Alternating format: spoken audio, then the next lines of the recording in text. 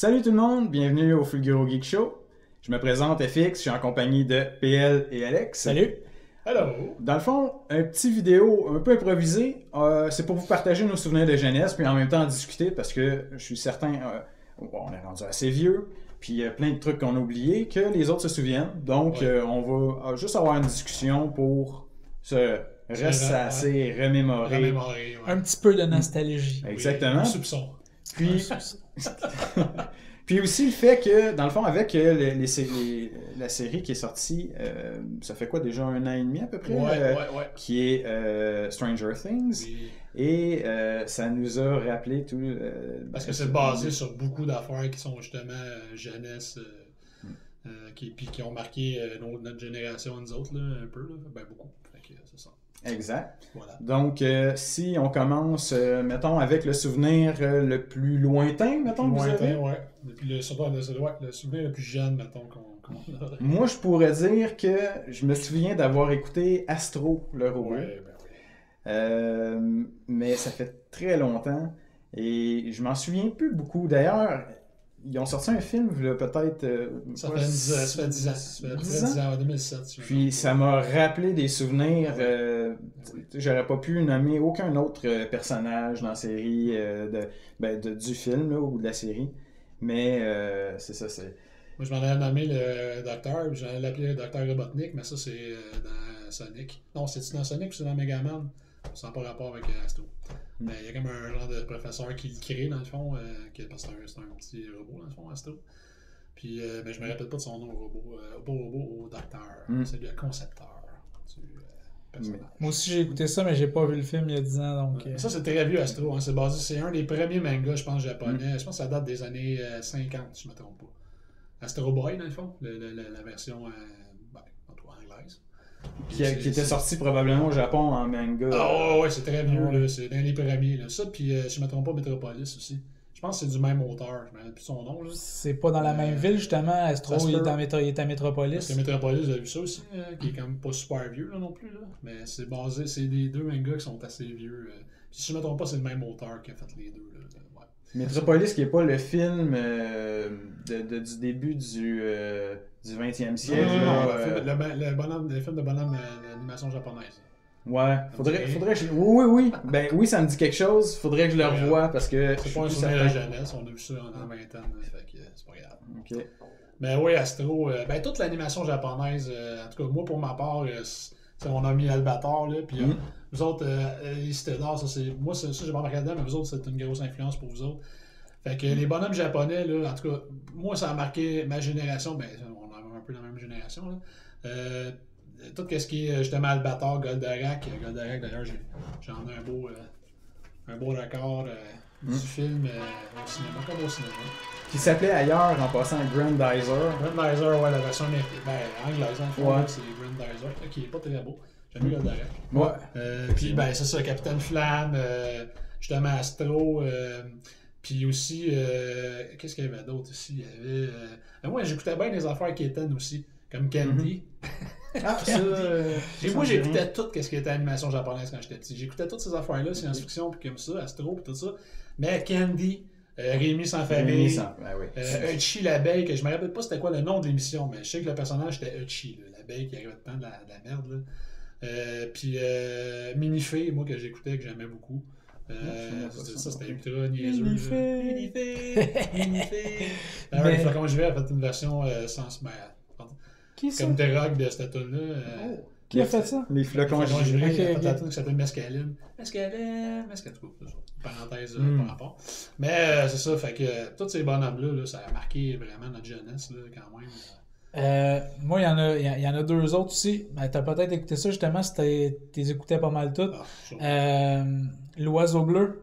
Ouais, j'ai écouté ça. Ça me dit quelque chose. Le petit castor mais... aussi, le petit castor, Ouais, ça, j'ai écouté ça à côté. Ulysse 31. Ulysse, j'ai écouté ça, ouais. Oh, Mais... j'ai tout ça, tous ces bonhommes-là. Il y en avait un autre, c'était Alice au Pays des Merveilles.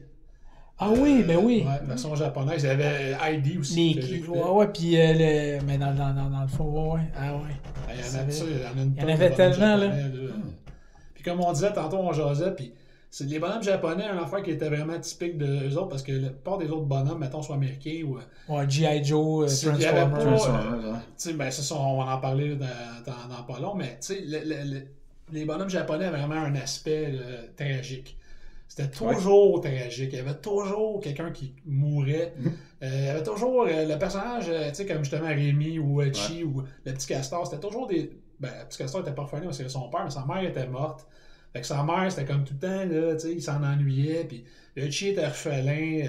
Rémi était... C'est ça, il découvre plus tard ses parents. Je sais pas s'il retrouve son père, je me trompe pas. Dans l'Oiseau Bleu, c'est deux jeunes qui cherchent un remède pour leur mère qui est mourante. C'est ça. C'était toujours tragique. Moi, j'écoutais ça, puis tu sais, bonhomme-là, puis on broyait nos vies. À chaque épisode. C'était tout le temps ça, tu sais. Mais c'est ça, puis tu sais, ça montrait que la vie était tough, puis c'était pas facile, tu sais.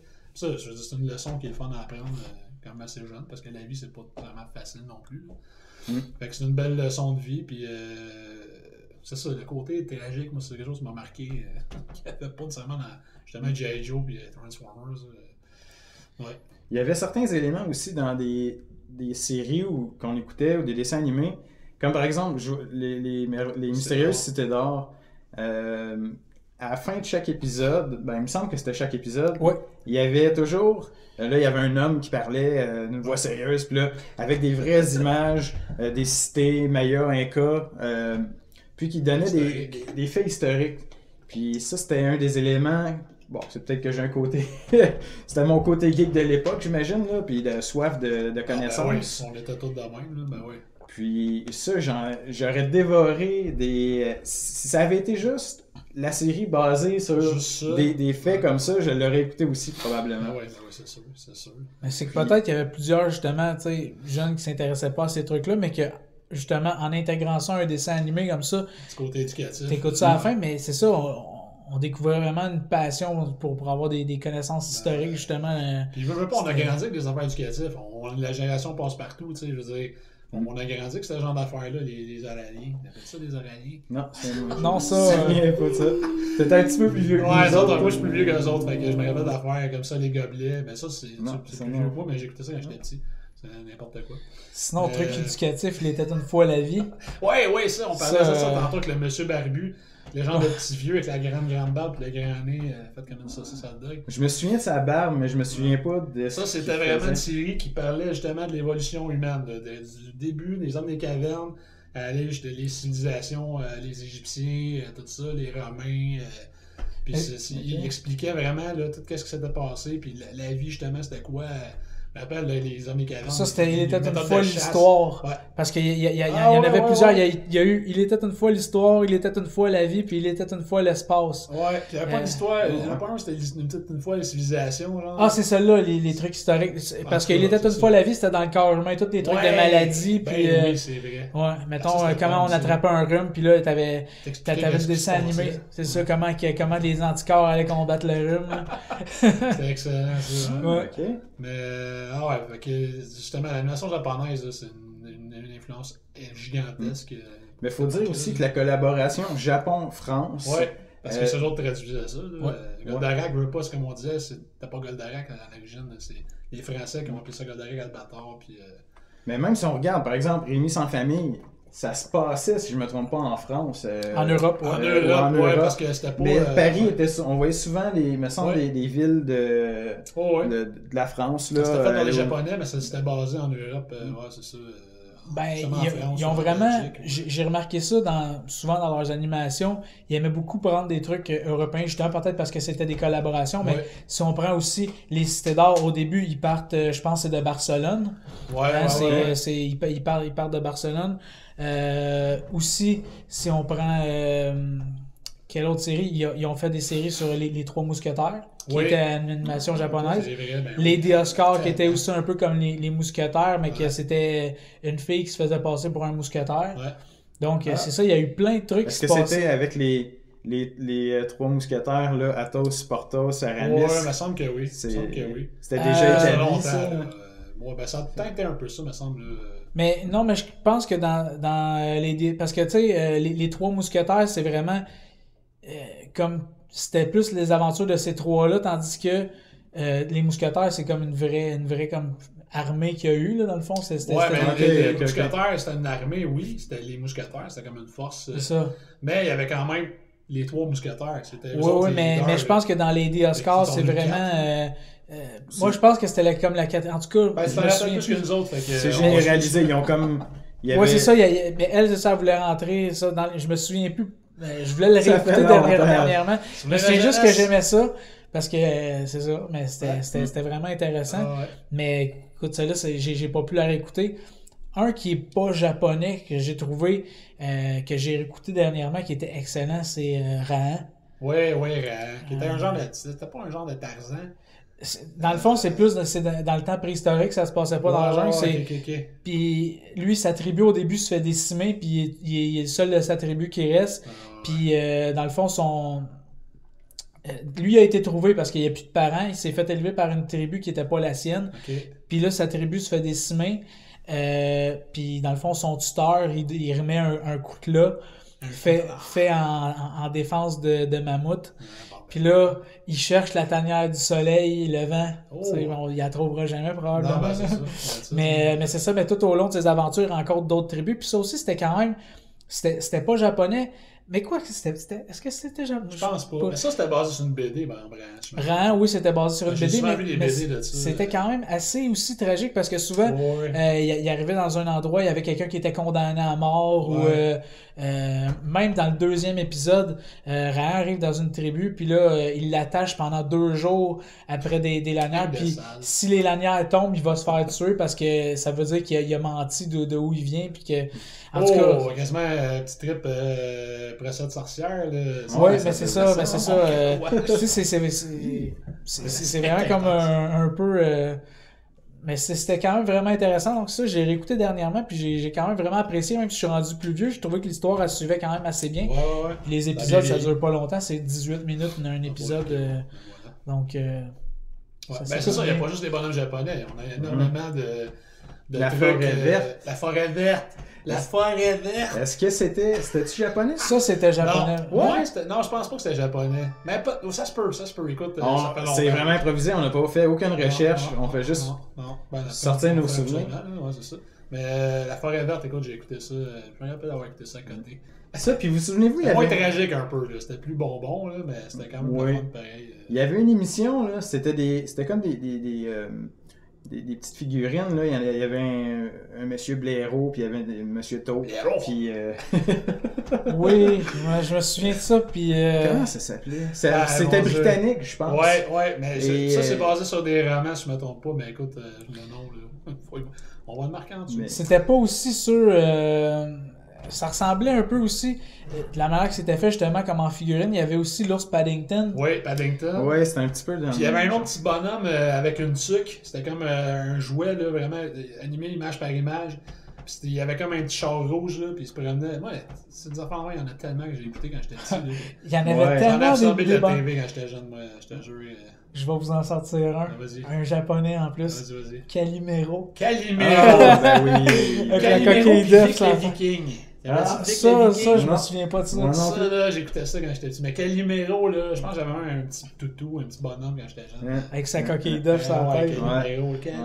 Calimero, c'est ça. Il y avait Félix le chat aussi, mais je me souviens pas s'il y avait une animation de ça ou si c'était...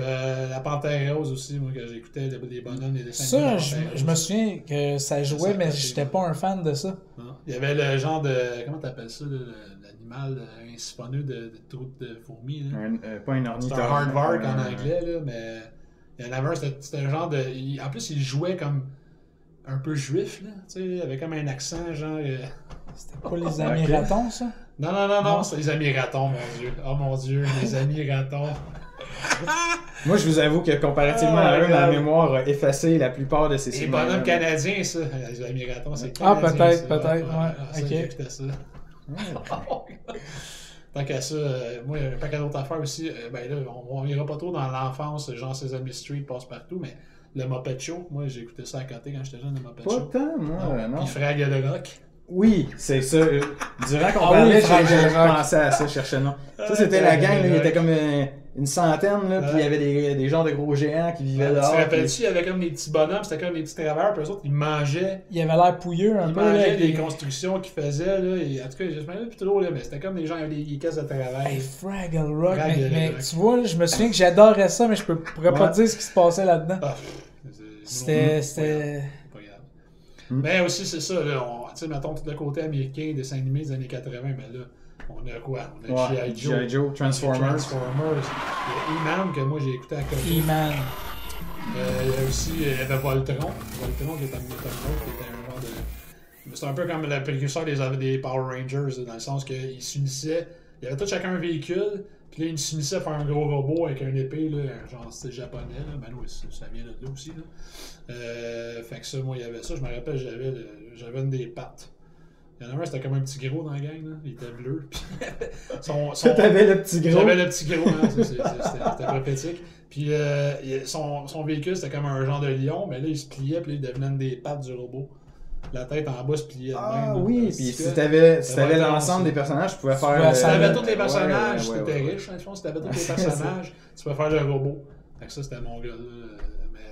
Toutes ces affaires-là. J'avais un de mes amis, il l'avait au complet, lui, il pouvait l'assembler. Puis... ouais. On avait tous des amis qui avaient des affaires. Moi, j'avais un gars que je connaissais quand j'étais jeune, il avait le porte-avions G.I. Joe. Ça, c'était absolument gigantesque. Ben oui.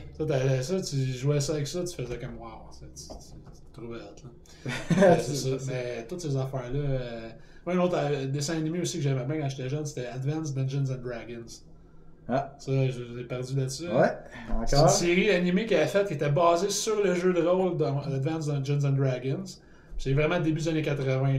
Puis, dans le fond, le synopsis, on peut dire, l'histoire, c'est qu'il y avait une gang de jeunes qui s'en allaient dans un parc d'attractions. Puis, dans le parc d'attractions, il y avait une ride, comme Donjon Dragon. Là. Puis, ils rentraient dans. Ils prenaient c'était comme un roller coaster, une montagne russe. Ils embarquaient là-dedans. Puis là, dans le fond, ils se trouvaient à avoir passé un genre de, je sais pas, un genre de vortex temporel, puis il se ramassait dans, oui c'est ça, voilà. Puis il se ramassait dans une époque médiévale. Fait que là, il y avait tout comme leur rôle. Un, c'était comme le paladin, l'autre, c'était comme le magicien, puis tout. Là, il était comme pogné là-dedans, il pouvait plus revenir. Fait qu'il fallait qu'il se battait contre des monstres, puis des magiciens méchants, puis j'ai même, ça, il y avait même sorti une série de figurines. J'en avais 2-3, j'avais le genre de guerrier méchant, puis j'avais un genre de paladin vertueux en armure médiévale. Fait que ça, c'est une autre affaire que moi j'aimais bien quand j'étais plus jeune. C'est ça qui est peut-être plus. Ça dépend. Mais l'histoire que tu racontes, ça me fait penser à. Parce que là, ils vont sortir un. Il est pas sorti. Il est-tu déjà sorti? Ils vont faire ou ils ont fait un remake de Jumanji. Ouais, avec The Rock. Ouais. Puis. De la manière que tu m'en parles, est-ce que j'ai vu? Parce que Jumanji, c'était ça à l'origine. Jumanji, ils sont comme poignés dans le jeu. Puis là, c'est un genre de. C'est ça, ça recoupe ce genre de thème-là. Puis étant donné que maintenant, avec une bonne annonce, un trailer, on est capable de voir à peu près tout ce qui se passe dans le film. Ben, j'ai vu. L'histoire que tu me parles par rapport à Dungeons and Dragons, ça me fait penser à la manière qu'ils ont amené Jumanji. C'est pas un thème, on s'entend que c'est pas un thème d'adieur, mais c'est ça, ils ont comme repris ça un peu, ce thème-là. Mais donc, puis, ben c'est ça. Mon Dieu, il y en a tellement. Ouais, c'est ça. On en a mis jusqu'à... Les films, mettons, si on parle de cinéma qui a influencé notre jeunesse, avec la sortie qui s'en vient le 27 octobre de Stranger Things saison 2. Stranger Things, qui est une série hallucinante qui nous a remémoré beaucoup. Si vous n'avez pas vu ça, allez voir ça. Je l'ai posté sur Facebook de rien, là, écoutez ça, c'est un must. Il y en a qui trouvaient que il y avait eu trop de hype par rapport à la série. Ça dépend vraiment de ce que vous avez écouté puis comme vécu dans votre jeunesse. Mais encore là, c'est juste bon. Je veux dire, même si tu ne traites pas justement sur les films qui ont influencé Stranger Things, qu'on va parler, c'est juste une bonne série. Je veux dire, si t'aimes un peu Silent Hill, ça recoupe bien les affaires. Fait que c'est juste bon. Les personnages sont écœurants, on s'y attache. Puis la minute que comme dans n'importe quoi, quand tu écoutes un film, une série, tu lis un roman, si les personnages sont intéressants, tu t'occupes de ce qui vous arrive. Fait que automatiquement, tu es tellement investi dans l'histoire, puis les personnages dans Stranger Things, les jeunes sont attachants. Comme dans Hit, sont écœurants, je veux dire, ils sont bien castés, puis sont attachants, sont bien développés, sont intéressants. Fait que c'est sûr que des films comme oh mon Dieu. The Goonies, qui est un gros classique, justement, là, puis aventure avec les pirates. Puis le bateau dans la caverne. Choco, puis le grand, là, comment il s'appelait? Là, Snock, le déformé. Son chandail de Superman, c'est Bretel. Qui était pas son nom en anglais, d'ailleurs. Non, en anglais, c'est... C'était pas une affaire comme... ça ressemblait, mais c'était pas un genre de Chinook ou... Parce que Choco, en anglais, c'est Chunk, qui est excellent aussi. Il fallait qu'il sorte des noms français pour qu'il... Quand il était prononcé, qu'il avait l'air d'être en français, qui sonnait bien, là. Mais c'est pas grave. Là. Non, c'est un des Fratelli, dans le fond, que ses parents, c'était des cambrioleurs légendaires du coin. Là. Ah, mais puis, moi, je me suis un acteur de fun là-dedans, Corey Feldman, puis Sean Astin, qui est devenu Samwise Gamgee dans Le Seigneur des Anneaux. C'est ça. Mais moi, je me souviens tellement d'une scène dans ce film-là qui m'a toujours marqué. C'est quand l'agent de propriétaire de la maison, quand il rentre dans la maison, quand il donne un verre d'eau. Le verre d'eau, il est tellement... rouge, Bourgogne. Épouvantable, là. Moi, souvent, dans les Goonies, les moments qui m'ont marqué, c'est Choco... qu'il veut lui mettre la main dans le blender. Ah oui, cette scène-là, moi, elle m'a marqué. Oh my God, puis aussi, quand le petit chinois, là, comment il s'appelait? C'est Data. Data. C'est lui qui joue dans Indiana Jones et le Temple Maudit. Oui, c'est vrai. Même, je pense que c'est peut-être un Coréen ou un truc, c'est pas grave. Ouais, j'ai dit chinois, j'avoue que j'ai généralisé, excusez-moi. Ouais, on aime ça généraliser.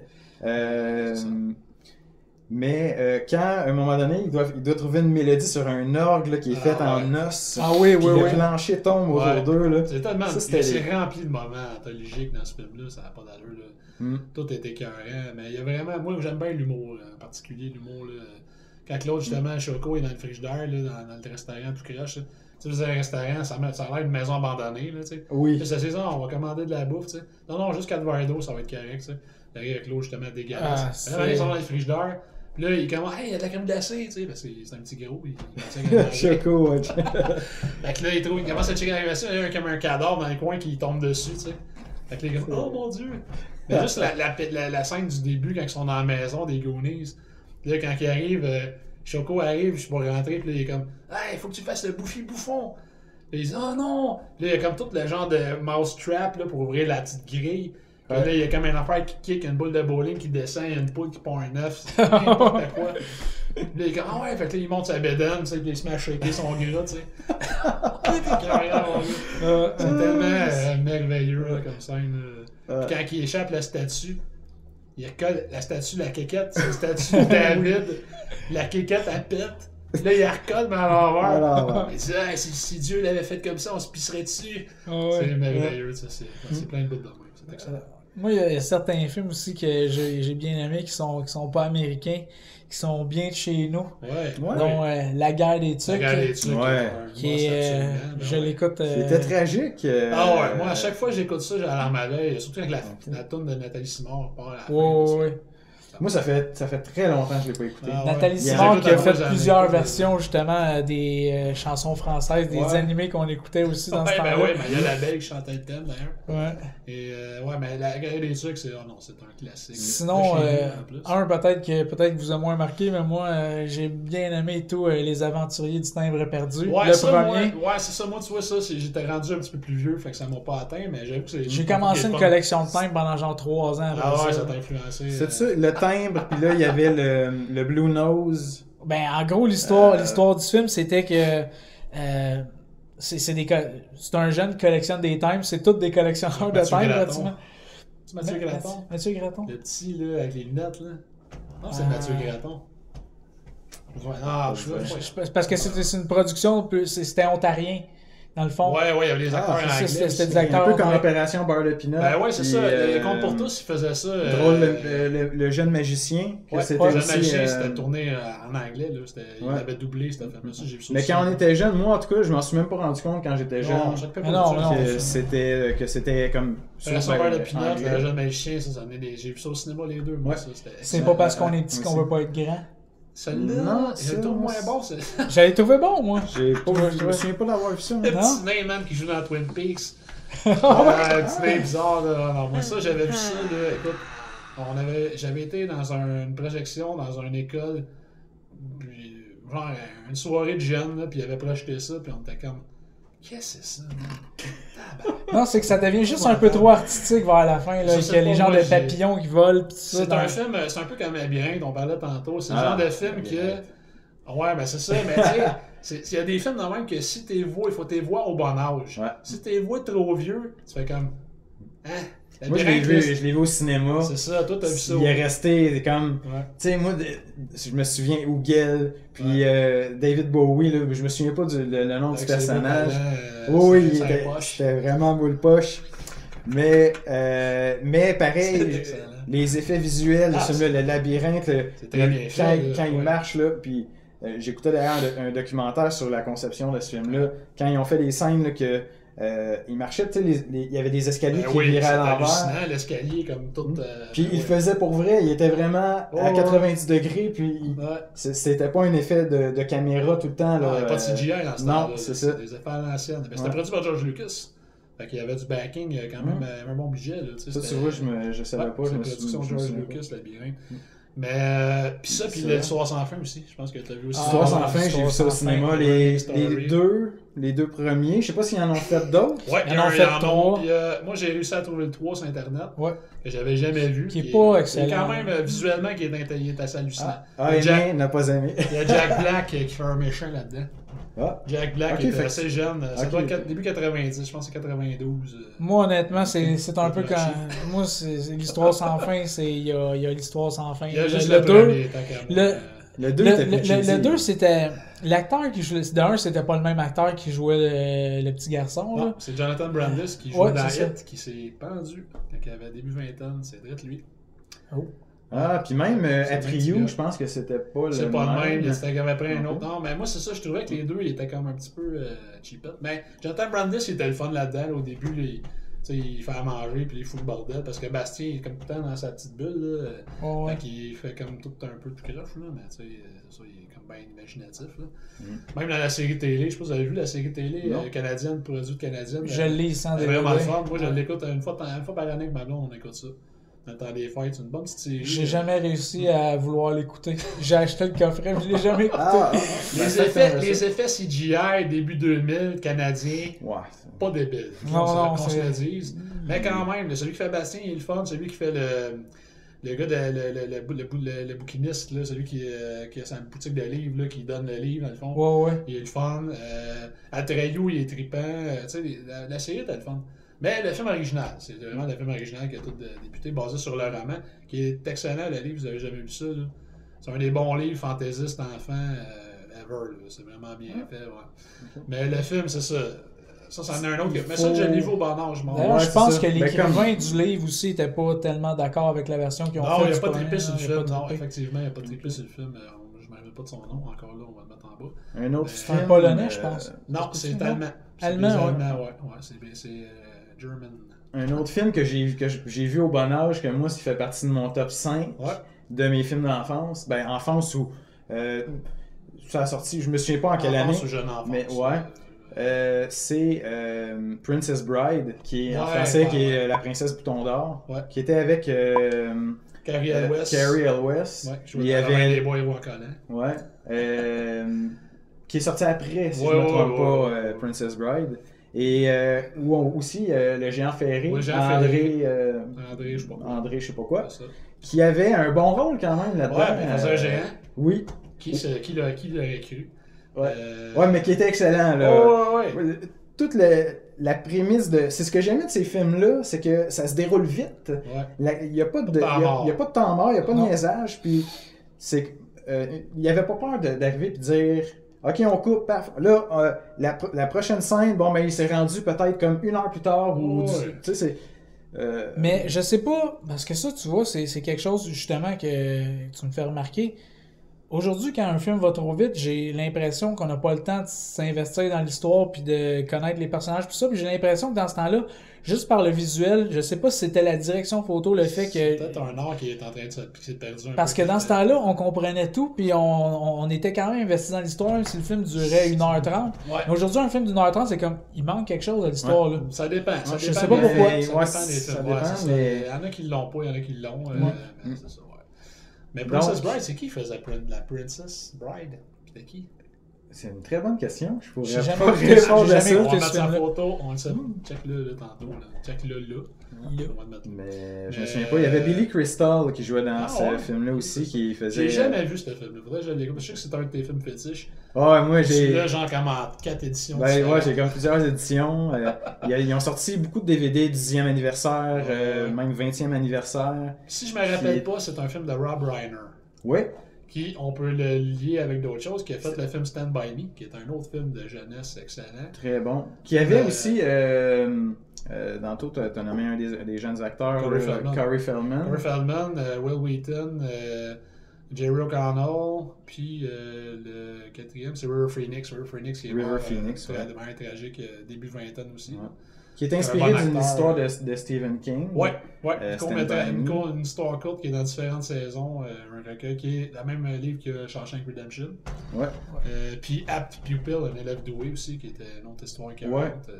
Mais Stand By Me, c'est une des quintessences de justement de l'histoire des jeunes là, qui un peu découvrent la vie avec leur aventure qu'ils vivent, là, parce que ça brasse, là, je veux dire, quand même. Là, ouais, puis Kiefer Sutherland, puis Casey Schmashko, ils font des salauds là, de merde, là, qui est bully, puis leur famille, c'est pas de best. Là. River Phoenix, son frère, puis lui, le père, c'est un alcoolique qui s'amuse à tirer du gun, puis... Fait que c'est ça, ils ont pas des vies familiales. C'est tragique, hein, les trucs qu'on écoutait quand on était jeune. Mais ça dépend, il y en a... C'est comme la vraie vie, je veux dire, ça meurt dans la vraie vie, là. Il y en a certains que non, là. Il y en avait qui c'était comme... Vous avez sûrement écouté, toi, je sais que tu l'as, tu me l'avais donné le film pour que je puisse l'écouter. C'est Explorer. Ah oui, Explorer. Ça, c'est Joe Dante, qui est hallucinant. Explorers, tellement bon. La prémisse ou le synopsis un peu, c'est des jeunes qui, à l'aide d'une formule mathématique et d'un ordinateur, découvrent une manière de créer une bulle de protection, qui est comme invisible. Ils sont capables de déplacer. Ils peuvent donner la grandeur qu'ils veulent.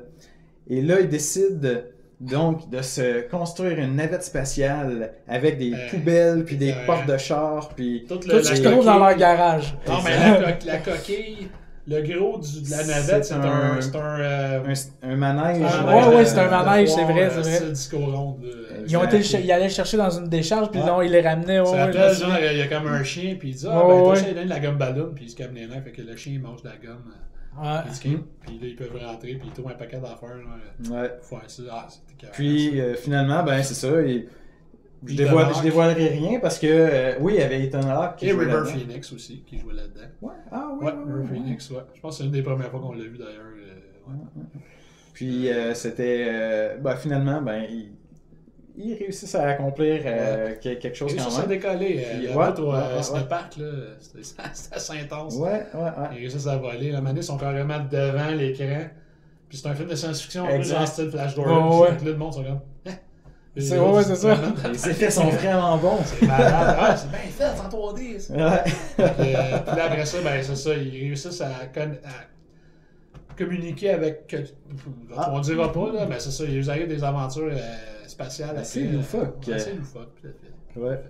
Mais c'est un autre bon film de notre jeunesse. Il y en a un peu de tragédie là-dedans, parce que le petit gars, il y a un des petits gars... Il y a Ethan Hawke, il y a River Phoenix, puis l'autre qu'on a probablement jamais vu dans rien après ça, que sa carrière n'a pas décollé.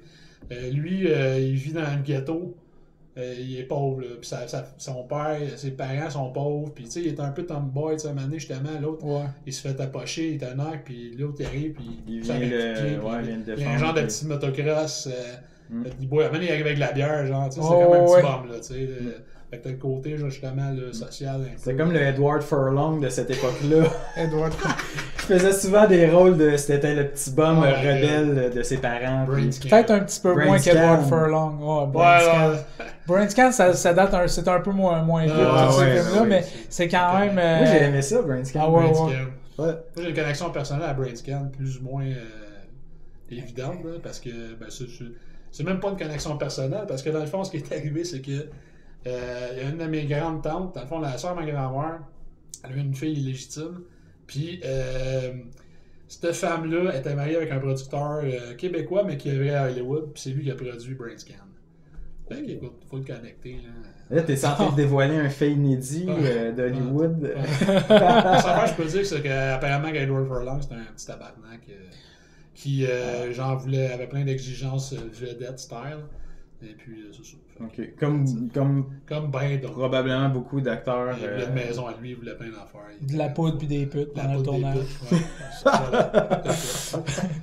D'ailleurs, il s'est d'ailleurs pogné Punky Brewster, Edward Furlong. J'ai vu des photos sur Internet qui étaient très spéciales parce que la fille qui faisait Punky Brewster, quand elle a vieilli, elle est devenue avec une poitrine absolument énorme.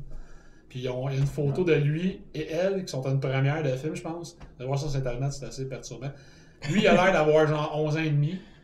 Puis elle a l'air d'une femme. On dirait qu'il est avec un. Puis je dis pas que je veux pas traiter d'escorte. On dirait qu'il est avec une escorte.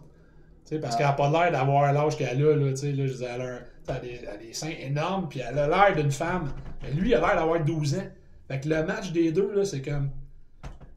On a vu ça, on était comme. C'était spécial. C'était spécial. Fait que c'est ça. Fait que. Mais Edward Furlong, on t'aime pareil. Puis c'est ça. Qui fait plus grand chose. Non, il a comme mal vieilli un peu. Malheureusement, c'est ça. Il y a peut-être assez d'argent pour continuer à... Il y en a beaucoup qui deviennent producteurs eux-mêmes, même des fois réalisateurs. On a parlé de Goonies, on a parlé d'Explorers, Stand By Me. Gremlins.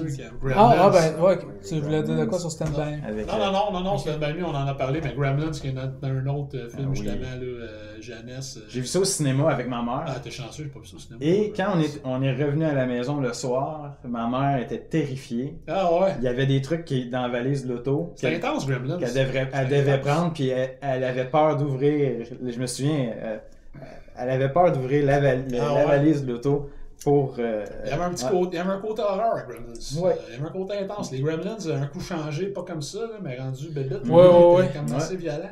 Dans le premier, dans le 2, bon, c'était plus loufoque, c'était plus... Le deuxième. Mais le premier, là, justement, quand la mère de Zach Galligan est aux prises avec Louis Gremlins, puis elle en a un dans le micro-ondes, puis c'est assez intense, il pêche les assiettes, puis là, avec un couteau, puis elle en broie un, justement, dans un blender, là. Dans un blender, La scène de la mémé qui monte avec sa chaise... tabarnak, genre de chaise escalator de chaise et qui se fait éjecter, si je me souviens bien, là. C'est solide. Ouais. C'est vrai, Gremlins, c'était bon. La scène du bar, c'est excellent quand ils sont tous à la brosse. Ouais. Il y en a un, genre, c'est un genre de voyeur. Il y en a un autre, il est en train de jouer au poker. Un exhibitionniste. La scène aussi, juste la scène quand, dans le fond, après que je me souviens pas du nom du jeune qui reçoit le. Comment il s'appelle? L'acteur, c'est Zach Galligan. Son nom de personnage. Mais c'est ça, à un moment donné, il l'amène genre à son professeur de sciences. Mais le professeur de sciences essaie de le nourrir avec une barre de chocolat, puis il se fait manger à la main. Au fond, il meurt, là, mais il commence. Déjà, cette scène-là, c'était comme. L'autre arrive à un moment donné, puis il le trouve. Là, non, c'est ça, c'était intense. Des bouts assez horreuresques. Mais c'était assez excellent. C'était bon. Puis un autre qu'il faut absolument qu'on mentionne, c'est E.T. Ah oui, qui a absolument marqué une génération et qui a d'ailleurs traumatisé une génération. Oui. Parce que moi, quand j'ai vu E.T. au cinépark en 1982, j'avais genre 7 ans, 8 ans. Regarde, le bout dans le blé d'Inde. Ah, le bout du blé d'Inde. Un champ de maïs. Puis pas juste ça, même avant ça, E.T. là, c'est un peu comme la rencontre du troisième type. C'est quelque chose que Spielberg faisait. Il a fait la même affaire dans Jazz. Puis c'est pas des films pareils, mais je veux dire, il amenait. Jazz, il l'amène comme E.T. puis comme Rencontre du troisième type, c'est-à-dire qu'on les voit pas. Au début, c'est même mystérieux. Tu sais, E.T., là, moi, le bout, là, quand il est couché sur sa chaise longue dehors, là, puis qu'il a mis des M&M's, E.T. est dans la petite shed, là, puis là, il s'en vient. Écoute, tous mes chums ont vu ça. C'est épeurant, ça. C'est assez intense. Puis Rencontre du troisième type, c'est la même affaire. Là. Je disais, à la fin, quand tu les vois, ça s'intéresse, c'est tout beau, c'est tout. Mais quand il kidnappe le monde, puis qu'il arrive, puis la maison shake, puis c'était. Moi, j'ai vu ce jeune, ça m'a freaké. Rencontre du troisième type aussi, moi, c'est. Ça nous a traumatisé un peu, là. Puis E.T., pourtant, c'est plein de bonnes intentions, là. C'est tout gentil, mais. Ouais. T'as un côté. C'est ça. Après, un coup, t'as vu E.T., t'es correct. Mais tout le début du film, avant que tu le vois, c'est assez suspense, quand même. Mais ça, juste que, justement, la scène dans le maïs, qu'il était vraiment surpris. Moi, c'était au cinépark. Ouais. au cinéparc qui a passé peut-être en 82 ou 83. J'avais 3-4 ans peut-être là, quand j'ai vu ça. Je m'en souviens encore. Ah mon Dieu. Je m'en souviens encore parce que la scène du chant, là, ça m'avait glacé le sang. Là. Puis après ça, c'est tout le côté fantaisiste du film qui embarque. Là, justement, quand ils vont passer l'Halloween, la shot avec les BMX. En plus, c'était le temps de la mode des BMX. Qui a eu le film la gang des BMX. La gang des BMX, qui était excellent. Fait que c'est plein de rempli de scènes excellentes. Moi, j'étais revenu de ce film-là, la gang des BMX, puis j'ai appelé tous mes amis pour savoir si on voulait se partir une gang de bicycles. Je dois pas être seul à avoir fait ça. J'étais comme, hey là, on va se rassembler, là, amener tous vos bicycles. Puis... Moi, j'en ai eu un BMX, j'en ai eu 24 heures. Je me l'ai fait voler. Un beau BMX rouge avec les cassins en mousse sur la barre ici de jaune. Puis je l'ai barré en dessous de mon escalier avec une petite chaîne. Je restais dans la paroisse Saint-Pierre, qui n'est pas la plus tranquille. Puis je suis revenu de l'école, puis il avait disparu. J'ai fait comme moi. J'ai pas eu le temps de me partir de la gang de BMX. C'est triste. Mais moi, ça avait pas marché non plus. Non, c'est ça. Il y avait juste moi qui avait vu le film, fait que les autres me demandaient comme. Qu'est-ce bizarre, lui? Il y a un autre film aussi que j'ai vu quand j'étais jeune qui était avec le gars qui joue dans E.T., Henry Thomas. Puis c'est un film genre, je pense que c'est australien. Ça veut dire quelque chose. À un moment donné, il arrive à une place, puis il y a comme un genre de mort. Puis il y a comme un genre de pépine, pas un genre de grue. En tout cas, il y a comme de quoi dans la mort. Là. Je l'ai retrouvé justement sur Internet, ce film-là. J'étais comme yes. Mais c'était comme un peu mystérieux. Puis c'est le même jeune. Il y a ce film-là. Puis l'autre, c'est Jouer, c'est tuer. Si tu joues, c'est tuer. Je pense que c'est ça. Non, tuer n'est pas joué. Cloak and Dagger en anglais. Lui, dans le fond, c'est un petit gars qui traite ses jeux de rôle. Puis il traite bien gros James Bond, armée, soldat, espion. Puis d'ailleurs, son bonhomme qui joue dans les jeux de rôle, il le voit en vrai. Oui! C'est comme son ami imaginaire. Ça, puis il déclenche une guerre, lui. Non, il déclenche pas une guerre. guerre. Il y avait jeu de guerre. Ouais, c'est ça. Il déclenche pas une guerre. Ce qui arrive, c'est que. Puis c'est full Atari. C'est quasiment l'ancêtre de Wizard qu'on va parler après. Dans le sens que c'est quasiment une pub pour Atari. Là. Le jeune, il joue au jeu Atari. C'est un gamer. Il joue à des board games, il joue à des war games. Puis ce qui arrive, c'est qu'à un moment donné, il s'en va, son ami, qui a un magasin de jeux de rôle, de jeux vidéo, lui, il se tient avec sa petite amie, c'est une petite fille qui a du même âge, sauf qu'il est plus vieux. Puis ils envoient chercher, mettons, les catalogues dans une compagnie de jeux qui est un fournisseur, un de ses fournisseurs. Puis ce qui arrive, c'est qu'à un moment donné, il se promène dans la cage d'escalier, puis il tombe sur un gars qui arrive, qui s'est fait tirer dessus, puis il donne une cassette d'Atari qui est le jeu Cloak and Dagger. Mais dans le jeu, il y a des plans gouvernemental qui a été mis là-dedans. Puis là, après ça, là, tout le long du film, il y a des gens d'espions qui courent après. Donc, pour Adventures of Babysitter. Adventures in Babysitting. Escapade d'un soir. Ouais, c'est. Qui était. Genre, non, mais la prémisse, c'était un Playboy qui avait des trucs d'écrit. Ouais, c'est vrai. Il y avait des affaires, justement, des contacts de criminels écrits sur le Playboy. Puis là, les Playboys étaient mixés avec le Playboy de l'autre crétin qui était avec eux autres. C'est aussi en écoutant ça jeune, tu sais, je veux dire, ça a bien passé. Je le réécoute aujourd'hui. Ça fait 30 ans d'ailleurs de ce film-là. J'ai loué ça en VHS, puis je pense que j'ai loué 40 fois dans le même été. J'étais plus capable d'arrêter ce film. Je l'adorais, ce film-là. Mais c'est quoi l'autre film que tu as nommé en même temps qu'on parlait? T'en as nommé un autre, là. Jeu de guerre, qu'il a dit? Ouais, War Games. Il y en a un autre avec son genre de Commodore 64. Ouais. Qui déclenche la troisième guerre. Ouais, c'est ça. Puis évidemment, la machine gouvernementale. Là, le modem avec le téléphone, là. Ouais, ben c'est comme ça qu'il réussit à. Là, parce qu'il passe une réservation pour un avion. Puis, un hacker, c'était un hacker du début des années 80. Pour un voyage. C'est la technologie, là. Tu sais, le clavier brun, là. Avec le modem, là. Puis... Les écrans monochromes, là, une couleur vert. Là, vert et noir. Vert et noir, c'est ça. C'est excellent. Ils ont fait un 2 d'ailleurs qui était. Ouais, je n'ai pas vu le 2 par exemple. Qui était correct, là. Je veux dire, ce qui est intéressant dans le 2, c'est qu'on voit la première machine, là, puis que le concepteur, il vient, puis il reparle à son. En fait, c'est un simulateur de guerre, je pense, que la machine, hein, ça se peut-tu? Ouais. C'est un genre de simulateur, dans le fond, que lui a réussi à accéder, puis là, après ça, il déclenche justement comme une série de. Ben lui, il voit qu'il tombe sur une liste à un moment donné, puis c'est marqué comme quoi il y a un jeu d'échecs et tout ça. Ouais. Mais c'est comme si c'était une intelligence artificielle. Ouais. Puis en jouant aux échecs, c'est comme s'il apprenait à l'intelligence artificielle que, dans le fond, perdre, gagner. C'est Matthew Broderick. Broderick. Broderick. Broderick. Mathieu. C'est son nom. Ouais, fait que. Puis, ben, Wizard, justement, qu'il y en a un autre qui est une pub pour Nintendo. Oui. Littéralement. En français, c'était quoi? C'est l'enfant génial. L'enfant génie, l'enfant génie. Génial, un des deux. Là. Okay. Écoute, j'ai vu ça sur Et vous allez sûrement vous en souvenir, c'était un jeune autiste. Ben, dans le fond, t'avais le plus vieux, dans le fond, c'était. Qui était son frère. Son plus jeune frère était autiste. Puis là, leur mère est morte. Puis là, t'as Christian Slater, d'ailleurs, qui fait le plus grand frère de ces deux-là. Puis leur père, qui était le frère de Jeff Bridges, Beau Bridges. La mère est morte, puis là, ben, ils ont de la misère, là, il faut qu'ils se remettent de ça. Puis le petit gars, dans le fond, le plus jeune, lui, est autiste. Puis. C'est un petit génie. Ben ouais, c'est ça, c'est un genre de. C'est un génie des jeux vidéo, lui. Il arrive sur une machine, puis il fait le tour. Ouais, c'est ça, il s'en rend compte quand. Puis là, Mané, lui, décide de se pousser, mais c'est parce que ce qu'il veut aller, dans le fond, il veut aller rejoindre une place qu'il avait pris une photo. C'était comme un parc avec des dinosaures monuments, là. Il veut aller là. Fait que là, mais là, finalement, ce qui arrive, c'est que là, ils n'ont pas d'argent, puis là.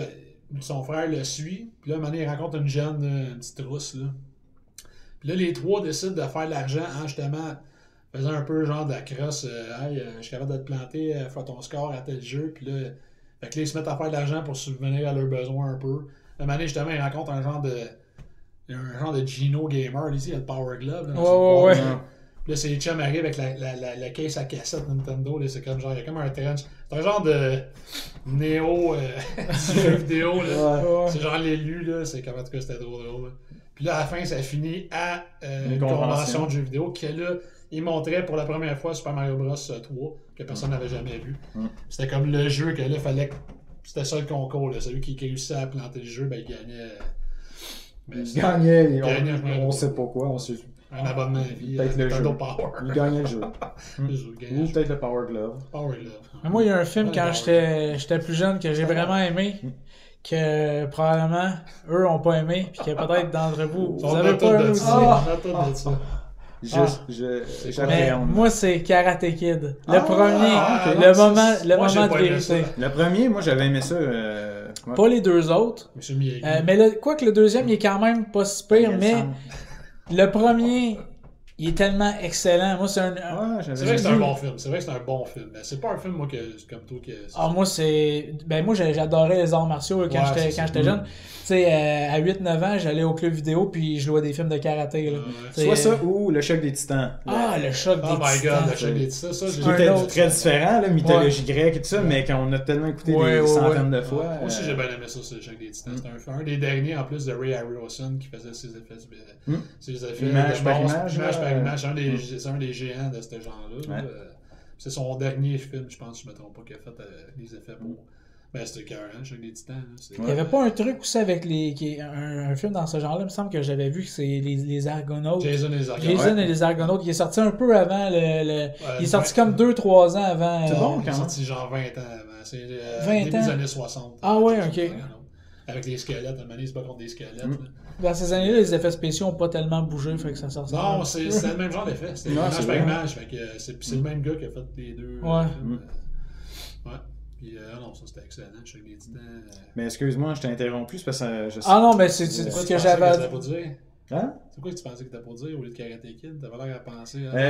Il y avait un film, oui, puis ça, j'avais pas capoté, mais moi j'étais plus vieux peut-être à ce moment-là quand ça a sorti. C'était un petit extraterrestre avec un genre de bidule sur la tête. Mac et moi? Pas Mac et moi. Mac et moi. J'ai détesté ça. C'est excellent. Mac et moi, là, écoute, c'est un chef-d'œuvre. Non, mais pour toutes les mauvaises raisons. Ah, ok, c'est de l'ironie. C'est du sarcasme. Mac et moi, là, quand j'ai le goût de rire, on sort Mac et moi. Il sifflait pas ou il faisait une petite toune, là? Écoute, la scène musicale dans le McDo, là, ça vaut 100 000 piastres. Je trouve presque que Bibi a l'air plus réel que Mac et moi. De Bibi et Geneviève, je l'aimais. Mac et moi, c'est la version Looney Tunes de E.T. C'est vraiment des bouts de genre cartoon. Le mané se fait écraser, il est comme plate. Puis là, le mané, il revole dans la fenêtre d'un char, comme t'as les yeux qui tournent. Puis c'est comme une bande-annonce pour McDo puis Coke. Parce que le jeune qui est en chaise roulante, il ne boit que du Coke. Il boit jamais d'eau, puis rien de ça. Puis, ben, tout le monde va chez McDo. Diabète. Diabète. Puis, c'est ça. Mais c'est.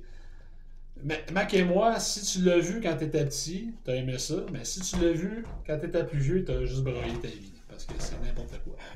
Fait que moi, c'est un fétiche à Star. Mais moi, je l'ai vu quand j'étais petit puis j'ai détesté ça. Ah, t'as pas aimé ça? Non. Moi, j'ai... Non. Mais c'est tellement drôle. Ils ont essayé des affaires bizarres à cette époque-là. Comme il y en avait un, c'était pas un canard, là. Avoir de canard.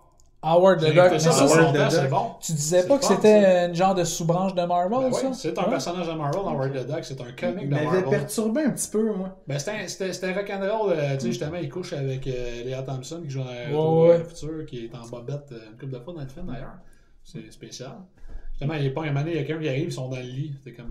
Non, tu couches avec. Parce qu'elle est en bobette, elle fait genre une punk star, là, elle fait comme la chanteuse d'un band. J'ai écouté ça il y a pas longtemps, puis ça, c'est un des plus gros flops de l'histoire du cinéma. Mais c'est pas si pire, ça s'écoute bien, je trouve. C'est très bon. Sérieux, là, moi, dans le temps, j'avais c'est de la merde. Mais je l'ai réécouté il y a pas longtemps, parce que justement, là, on a vu avoir de canard dans les Marvel, éventuellement, on va faire un spécial là-dessus. Mais je l'ai réécouté, je me disais, ouais, d'après moi, ça le gagne peut-être avec le temps. Puis comme de fait, les effets spéciaux sont hallucinants. Ben, je me souviens des effets à l'ancienne, puis c'est bien fait, là. Je me souviens du méchant, mais spoiler peut-être, là, qui à un moment donné, là, il est dans son truck, là... il est comme tout électrifié. Ouais, c'est ça. Lui, d'ailleurs, qui joue dans un autre film avec John Candy, c'était-tu Harry Crumb ou... il jouait dans Ferris Bueller. Il fait le principal. Qui, malheureusement, a été accusé de pédophilie dans une couple d'années. Fait que ça, c'est un peu... Mais il avait joué dans un film avec John Candy. Il a fait bien des films dans les années 80, lui. Il fait mais qui est Harry Crumb ou Armée dangereux, peut-être. Harry Crumb, c'était bon, ça. Mais ouais, c'est ça. Lui, il fait comme le méchant. C'est un scientifique, dans le fond, puis là, il se fait comme affecter parce que c'est compliqué l'histoire d'Howard the Duck, mais lui, dans le fond, il vit sur une planète que c'est tout des canards. Mais c'est comme la vraie. C'est comme notre vie, c'est comme notre planète de nous autres, mais version canard. Tout est version canard. Ils ont Rolling Stone, mais c'est canard. Puis... Fait que tout est version canard. Puis là, lui, il vit dans sa. Ouais, c'est ça, canard. Puis là, il se trouve à être aspiré dans un genre de... C'est un laser, comme un genre de vortex qui l'amène. Il est sur sa chaise, puis c'est vrai que c'est mort sur la terre. Puis il comprend rien, tu sais. Fait que là, mais là, il devient populaire parce qu'au début, ben là, personne ne veut cracher dessus parce que c'est un canard, ils sont comme... C'est quoi ça? Puis Léa Thompson elle trouve dans une ruelle en sortant d'un show, puis elle devient amie avec. Mais tu sais, il y a vraiment le côté crunchy dans le genre. C'est pas le canard cute, là, c'est le canard qui fume le gros cigare qui boit. C'est pas que les femmes. Ouais, c'est ça. C'est genre le macho canard. Ils ont un peu inspiré le film Ted là, qui était sorti avec. C'était un peu inspiré de ça. Bon, il est comme calqué sur. Version 10 fois plus vulgaire. Ted? Mon Dieu, Ted. Oui. Mais je pense que ça s'adresse pas non plus à la même audience. Là. Avoir de canard, c'était pas pour les enfants non plus. Là. Non. Mais... PG-13, peut-être plus même. Là, mais c'est ça a bien vieilli quand même. Ouais, c'était quand même la fin. Mais dans le temps, c'était perturbant. Sinon, un autre film, Harry et les Anderson. Ah mon Dieu. Avec les Bigfoot. Ça, j'ai vu ça aussi. C'était très bon, ça. C'est encore bon, j'ai écouté en Blu-ray il n'y a pas longtemps, ça n'a pas pris une ride. Ouais. C'est excellent. C'est un très bon film familial, ça. C'est qui faisait. C'est John Lithgow qui fait le père de famille. Ah, c'est ça. Lui qui jouait dans L'Esprit de Caïn, d'ailleurs, qui est le film que j'ai adoré. Il jouait dans Dexter, la saison 4. Aussi. Et puis, en tout cas, bon, on l'a vu dans plein d'affaires. Là. Mais ça, c'en est un autre que moi, tout, j'ai trippé solide. Harry Anderson. Ouais. Puis, dans cette même époque-là, il y en a eu un paquet. Là, justement, il y a eu Stand By Me qui est sorti en 86. On a parlé tantôt de... Johnny Five... Court-circuit. Court-circuit. Puis il y avait eu en même temps, un que tu m'as nommé... Pile non comprise. Ouais, puis Cocoon, qui était sorti aussi dans le même temps, mais qui était différent un peu. C'était plus dramatique, mais c'est tous des films pareils qu'on écoutait quand on était jeune à répétition. Moi, je me souviens d'un film, ça, c'est pas tout le monde qui aimait ça. C'était un peu les genres... promenade inoubliable, mais de ce temps-là, un peu, c'était, exemple, Cœur et Trio. Ah mon Dieu, avec Léa Thompson? Oui, c'est ça. Pas. Ouais. Elle était chaude. Elle est encore chaude. Puis, Retour vers le futur qui fait la maman de Marty. Et aussi, justement, Retour vers le futur, c'en est un film qui était... absolument. Que j'ai vu au cinéma aussi, ça, c'en est un que je suis bien content d'avoir vu au cinéma. Un de science-fiction que j'ai bien aimé, je sais pas s'il est sorti fin 80 ou début 90, là, c'est Abyss. The Abyss. J'adore ça, ce film-là. 1990. 1990. C'est suffocant, ce film-là. C'est James Cameron, si je me trompe pas. D'Avatar Fame. Normalement, là, moi, c'est spécial parce que souvent, les films qui se passent seulement dans un lieu, je déteste ça. Les films qui se passent dans un sous-marin, un vaisseau, c'est pour ça que j'ai pas vraiment aimé le premier Alien, ou les films de Alien, j'aime pas ça. Quand ça se passe dans un vaisseau ou juste dans un endroit, pratiquement, j'aime pas ça. Je me sens justement sentiment de claustrophobie. Mais ce film-là, même s'il y a ça vraiment longtemps, je sais pas, j'ai vraiment adoré ce film-là. Peut-être aussi parce que j'étais plus jeune aussi, puis... Mais c'était dramatique en maudit. Aussi, là. C'était, oui, il y avait un côté merveilleux, là, tu sais, avec justement le côté extraterrestre, mais même si c'est dans le fond de l'eau et tout ça, mais c'était... il était opprimant, ce film-là, à certains moments. Là, il y a eu toute une vague de films en dessous de l'eau dans les années 80. Il y a eu Léviathan, il y a eu Deep Star Six. Léviathan, ouais. Ça, c'était dans ce mode-là. Vraiment, là, il y en a plein. Là, c'était comme une mode. Là. Pas comme la mode de Mars.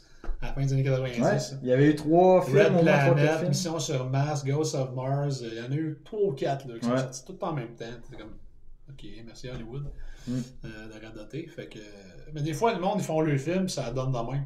Des fois, c'est même pas prévu. Là, Ou parfois, ça va être basé sur, exemple, il y a eu une découverte scientifique quelconque. Parce que quelque chose qui s'était passé sur Mars, justement, qui a déclenché une vague de films. C'était pas dans ces années-là, justement, qu'il y avait eu les premières photos. Puis là, il y en avait qui y avait le visage de Mars. Là, il disait qu'il voyait un visage sur le petit robot. Là, qui finalement, c'est juste un jeu d'ombrage. Toujours. Faut presque. Il y a sur Mars, oublie ça, n'a pas de méchant. Mais qui sait? Mais c'est pas grave. Un autre film, moi, qui m'a marqué, justement, il y en a plusieurs fins des années 80, là, c'est quand j'ai commencé à louer des films, là, mais c'est Lost Boys. Génération perdue. Avec Corey Feldman et Corey Haim. Ouais, et Kiefer Sutherland. Kiefer Sutherland, puis ça, c'est. Moi, encore aujourd'hui, c'est un très bon film. Et le saxophoniste avec le chest huilé. Oui, le saxophoniste Conan. Oui. Qui était très viril. C'était-tu Fabio? Huilé. Non, c'est pas Fabio. C'est pas Fabio, parce que Fabio ne doit pas jouer de. Lui, dans le fond, c'était le saxophoniste de. Si je ne me trompe pas, c'était le saxophoniste de Tina Turner. Oh! Qui est entouré. Okay. Voilà. Mais il y avait beaucoup d'huile. Il était huilé, solide. Il y avait des beaux mamelons, puis. Je me souviens pas de ça t'a marqué, toi? Je sais pas, j'ai peut-être un côté homo-érotique moi, je sais pas. Mais oui, ça m'a marqué d'ailleurs son numéro. J'avoue que. Pourquoi il est autant huilé, lui? Tu fais ça avant de monter sur le stage ou il s'est fait juste garocher de l'huile par les fans? Mais le saxophone n'avait pas l'air huilé. Le saxophone, il était sec. Il était brillant, mais. Il était brillant. C'est à cause du feu et des lumières. Mais là, c'est de valeur parce que c'est un bon film, puis on gaspille. Non, mais une petite parenthèse avec le saxophoniste qui est très drôle, c'est que la musique qu'ils jouent, c'est genre même pas du rock. Puis là, t'as du monde dans la fois, ils sont comme. Ils trash. Ils ont des grosses touffes. Puis tu sais, vraiment, ils font du headbanging. Que je sais que je n'ai jamais compris. Parce que c'est vraiment. C'est à peine du rock, ça tourne. C'est du probablement qu'ils pensaient pouvoir mettre une tonne. Finalement, ils n'ont pas eu assez d'argent pour acheter les droits. Fait qu'ils ont dit, bon, on va mettre. La musique dans ce film-là, il n'y a rien de. Même pas hard rock, là. C'est rock. Mais non, eux autres, ils étaient comme. Mais c'est comme dans Vampire, vous avez dit Vampire. À un moment donné, quand. Un autre classique de jeunesse. C'est quoi, c'est Chris Sarandon? Chris Sarandon, Ils sont dans une boîte de nuit. Oui. Puis là, la toune a tellement pas rapport avec une boîte de nuit, là, un club. C'est un club. Ouais. Ben, c'est de la grosse musique années 80, mais moi, je la trouvais quand même. Pas sinistre, mais elle a un petit côté sinistre, moi, je trouve, de la musique. Oui, c'est juste qu'elle fitait pas avec dans le club. Ça a été fait en 84, fait que 84, 85, fait que c'était. Je me souciais pas, mais il disait, on prend une boîte de nuit, on met du monde qui danse, puis là, on fait notre scène, et là, on met une autre tune qui n'a pas rapport, puis c'est pour l'ambiance. On va revenir à Lost Boys, il y a même un petit côté BMX, justement, quand ils s'en vont, les deux frères Frog, qui sont les chasseurs de vampires, qui tiennent une boutique de comics. Puis l'autre qui se tient qu'eux autres, au début, ils sont comme c'est qui ces cons-là. Puis là, finalement, ils deviennent amis parce que là, les autres, ils chassent les vampires. Puis là, l'autre se rend compte qu'il y a des vampires. Puis là, ils se promènent en BMX, là, ils s'en vont chercher de l'eau bénite à l'église. Il y a un beau moment, justement, quand ils arrivent et rentrent dans l'église, l'autre, c'est comme des poulus habillés en Rambo, tu sais. C'est l'après-Rambo, Rambo 2. Puis là, ils rentrent dans l'église, ils se mettent à remplir le gars d'eau bénite. Il y a comme un baptême, genre. Puis les autres, tout le monde est comme, hein? C'est comme, yes. Ils remplissent, là. Ils sont rendus au 2 ou au 3, hein, d'ailleurs. Ils sont rendus au 3, ouais. Les deux, les autres, les suites, c'est pas conseillé. Je les ai pas écoutés. J'avais aimé le premier, mais... Le premier, c'est un chef-d'œuvre. Moi, en tout cas, peut-être. Je dirais pas à ce qu'à dire, c'est un chef-d'œuvre. Mais moi, c'est un de mes classiques de films divertissants. Un bon petit film popcorn. Fait que c'est ça. Mais écoute, il y en a sûrement plein d'autres. Si on en a oublié, au pire, vous pouvez les laisser dans les commentaires. Ce que vous avez apprécié, si on n'en a pas nommé. Quoi qu'on en a nommé pas mal. On en a pas mal. En fait, un bon petit tour quand même assez. Oui. Quand même, tout de même. Je pense que tu voulais faire un autre sujet dans le fond. J'avais un petit coup de cœur, bande dessinée. Cette semaine, j'ai regardé des vieilles affaires. Puis dans le fond, c'est un personnage, deux personnages dans le même univers, mais c'est Evil Ernie, qui est une BD que j'ai connue, ça fait une vingtaine d'années, qui a été faite par Chaos Comics, qui était c'était vraiment comme horror comme personnage. Evil Ernie, dans le fond, à l'origine, c'était un petit peu, peut-être. J'en ai emmené deux, dans le fond, Resurrection, puis celui-là, c'est Revenge. Puis c'est assez intense, c'est assez sanglant, c'est assez horreur. Evil Ernie, dans le fond, c'est comme un enfant négligé. C'est Kirk Hammett, on dirait. Ouais, j'avoue qu'il ressemble beaucoup à Kirk Hammett de Metallica. Je sais pas si c'est peut-être que sur l'autre aussi. Ouais, un petit côté Kirk Hammett. Kirk Hammett serait pas content. Non, peut-être pas. Ben quoi que c'est peut-être un fan d'Evil Ernie, on sait pas.